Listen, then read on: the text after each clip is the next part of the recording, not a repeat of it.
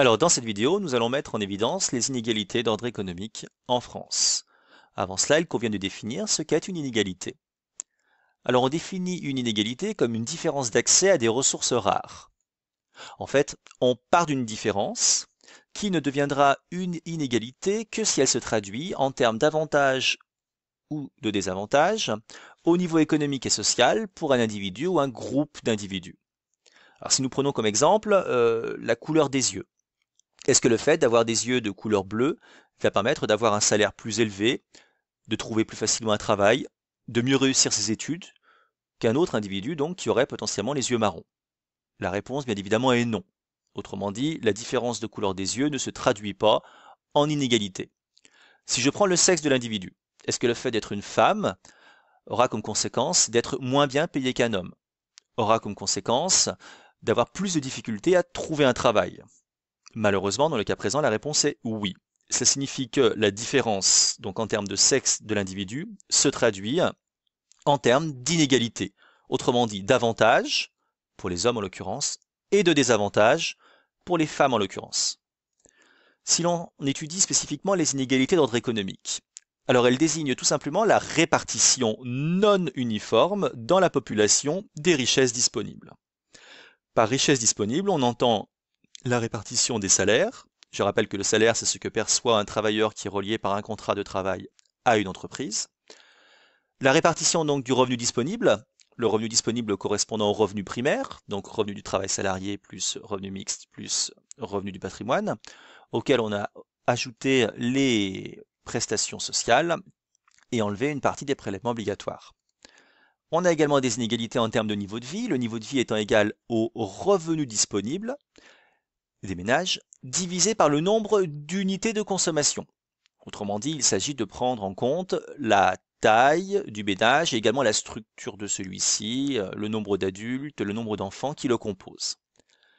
Et les richesses disponibles désignent également les inégalités relatives au patrimoine, autrement dit, c'est tout ce que va posséder un ménage, que ce soit au niveau immobilier, par exemple son appartement, sa maison, au niveau financier, par exemple ses placements sous forme de contrat en assurance vie ou en livret divers, mais également au niveau professionnel, par exemple le fait qu'un médecin va exercer son activité en libéral dans un cabinet donc qui lui appartient. Alors pour mettre en évidence les inégalités de salaire, on peut commencer par deux extrêmes. D'un côté, Georges Plassat, PDG de Carrefour, qui en 2016 a perçu environ 9,5 millions d'euros, dont 6,5 millions de salaires fixes plus variables. D'un autre côté, un smicard qui gagne en moyenne 13 800 euros net par an. Si l'on fait un simple rapport, on verra qu'il faut 700 ans pour qu'un smicard perçoive les revenus donc de Monsieur Plassat. Et qu'il faut seulement, entre guillemets évidemment, 475 ans pour que le smicard perçoive l'équivalent du salaire fixe plus variable de Monsieur Plassat. Ces deux extrêmes montrent que les inégalités de salaire peuvent être considérables. Dans les faits, pour les mesurer, on s'en tient surtout en fait à la comparaison des salaires mensuels des différentes PCS. Le tableau nous montre par exemple que dans l'ensemble, les cadres vont avoir un salaire mensuel moyen brut qui sera environ 2,5 fois plus élevé que celui des ouvriers. Et même davantage si on le compare d'ailleurs à celui des employés. Nous remarquons des inégalités également au niveau du genre entre les hommes et les femmes, mais cela sera vu dans une autre vidéo. Alors on peut également mettre en évidence les inégalités salariales en utilisant un outil mathématique spécifique que l'on appelle les déciles. Alors il faut faire très attention parce que les déciles en fait peuvent avoir deux significations. Dans le présent tableau, les déciles vont désigner des séparations, autrement dit des limites.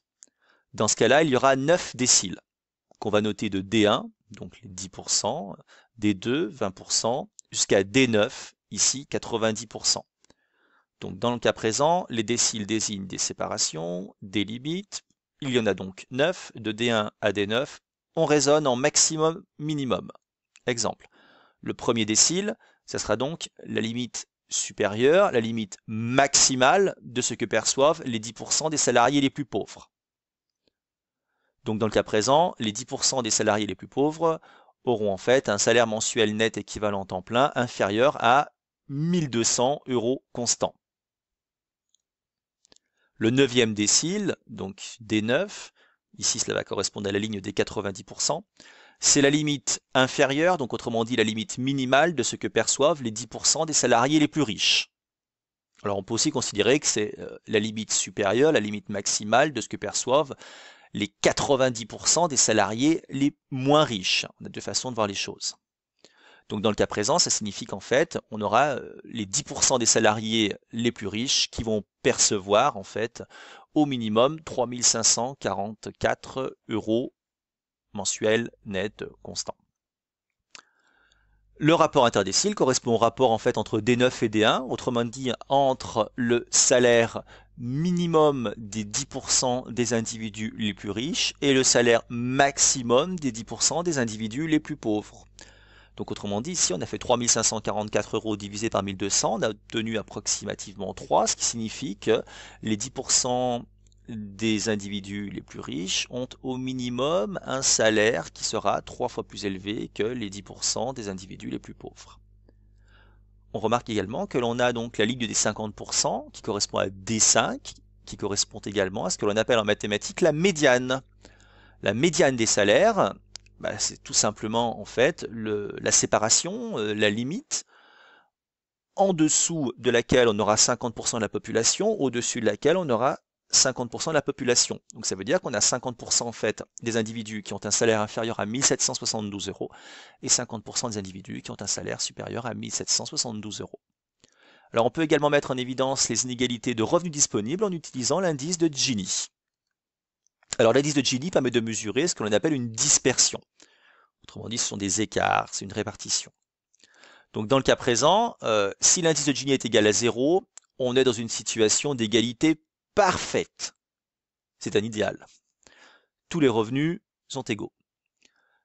Au fur et à mesure que l'indice de Gini s'éloigne de 0 et se rapproche de 1, le niveau des inégalités a tendance à augmenter, jusqu'à la situation théorique où l'indice de Gini est égal à 1, ce qui correspond à la situation la plus inégalitaire possible, puisque tous les revenus sont concentrés entre les mains d'un seul et même individu. Alors si l'on regarde le présent graphique, on voit par exemple que dans les années 70-80, on a une baisse de l'indice de Gini, puisqu'il passe d'à peu près 0,34 à 0,28. On voit donc qu'on a une diminution globale des inégalités. C'est un indice qui est compris entre 0 et 1, il n'a donc pas d'unité. Dans les années 2000-2010, on voit que l'indice de Gini a plutôt une tendance haussière, ce qui signifie qu'on est en présence d'une augmentation des inégalités, puisqu'il passe d'un point bas de 0,28 jusqu'à un point haut d'environ 0,30, 0,31. Alors on peut également mettre en évidence les inégalités de niveau de vie en utilisant à nouveau le rapport interdécile. Donc c'est un rapport au sens mathématique du terme, c'est une division, autrement dit il n'y a pas d'unité. Quand le rapport interdécile augmente, cela signifie que les inégalités augmentent.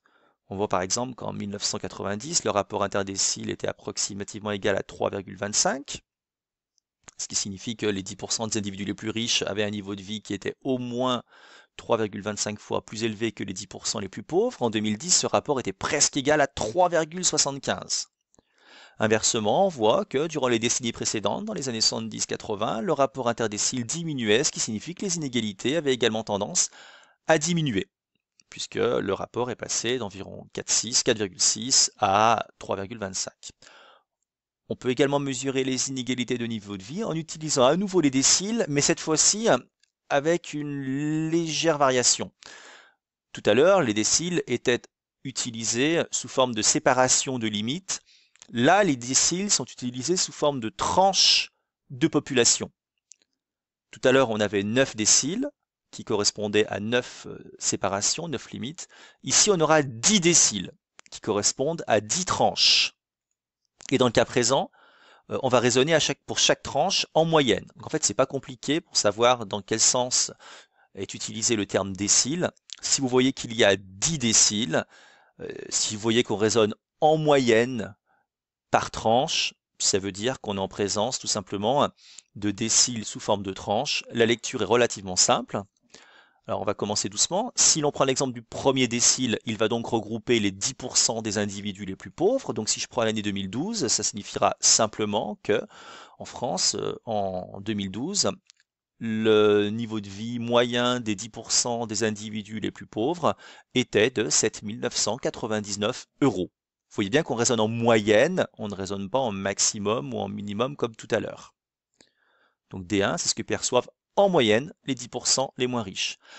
À l'opposé, on aura donc le 10e décile qui va regrouper les 10% des individus les plus riches. D10 correspondra à ce que perçoivent en moyenne les 10% des individus les plus riches. Toujours pour l'année 2012, on voit que les 10% des individus les plus riches percevaient en France en moyenne 57 370 euros. Et le rapport donc interdécile sera égal cette fois-ci à D10 divisé par D1, autrement dit le rapport entre ce que percevaient en moyenne les 10% des individus les plus riches et ce que percevaient en moyenne les 10% des individus les plus pauvres. Pour l'année 2012, on a donc fait 57 370 divisé par 7 999, autrement dit 7,2. En dernier lieu, il convient d'analyser donc les inégalités de patrimoine. Pour cela, on va utiliser en fait une courbe spécifique qu'on appelle la courbe dite de Lorenz. La courbe de Lorenz est une représentation graphique qui permet de mesurer la concentration d'un phénomène. Donc dans ce graphique, on aura la courbe de Lorenz du niveau de vie en courbe pleine et la courbe de concentration, donc de Lorenz du patrimoine en pointillé. Alors on a la diagonale qui correspond à ce qu'on appelle la droite d'équité. C'est une situation parfaitement égalitaire d'équirépartition dans la mesure où on aura les 10% des ménages qui vont posséder les 10% du patrimoine, les 50% des ménages qui vont posséder les 50% du patrimoine, 80% des ménages qui vont posséder 80% du patrimoine, etc. Plus la courbe de Lorenz est proche de la diagonale, et moins il y a d'inégalités. C'est le cas par exemple pour le niveau de vie, où les inégalités sont faibles. Plus la courbe de Lorenz s'éloigne de la diagonale et plus il y a d'inégalités. C'est le cas ici donc du patrimoine. Alors au niveau de la lecture, on va prendre quelques exemples. Si je prends un abscisse 60, ce qui correspond donc aux 60% des individus les moins riches, eh bien ça signifiera donc qu'en France, en 2015, les 60% des individus les moins riches possédaient 15% du patrimoine total des ménages. Les 80% des individus les moins riches possédaient 38% du capital, du patrimoine total des ménages. Il y a deux sens de lecture. Si les 80% des ménages les moins riches possèdent 38% du patrimoine total des ménages, cela veut dire que les 20% des ménages les plus riches possèdent donc 100 moins 38, 62% du patrimoine total des ménages. Un dernier exemple. Si 95% des ménages les moins riches possèdent 78% du patrimoine total des ménages, alors les 5% des individus les plus riches vont posséder 100 moins 78, autrement dit 22% du patrimoine total des ménages. Les inégalités économiques s'expliquent principalement par le fait que les hauts salaires progressent beaucoup plus rapidement que les bas salaires. Cela fait implicitement référence à l'effet Mathieu qui avait été mis en évidence par Robert King Merton, qui montrait effectivement que les inégalités avaient tendance à s'accroître, les riches s'enrichissant plus rapidement que les plus pauvres. Les inégalités économiques s'expliquent également par le fait que le chômage a beaucoup progressé à partir des années 80. Bavrez parle des 30 piteuses par opposition aux 30 glorieuses de Fourastier. On a également la concurrence des payes à bas salaire qui empêche justement les individus qui sont faiblement payés en France de voir leurs revenus fortement augmenter. Les inégalités économiques s'expliquent également par le fait que les revenus du patrimoine vont augmenter beaucoup plus rapidement que ceux du travail. Les placements en assurance vie, les plus-values, les dividendes d'actions, etc. auront tendance à augmenter plus vite que les salaires. Et pour terminer, les inégalités de patrimoine découlent également des inégalités de salaire et de revenus, qui vont d'ailleurs les renforcer. En fait, les ménages les plus aisés sont mieux informés en matière de placement financier, en matière de fiscalité, et en plus, ils vont bénéficier d'héritages qui seront plus élevés.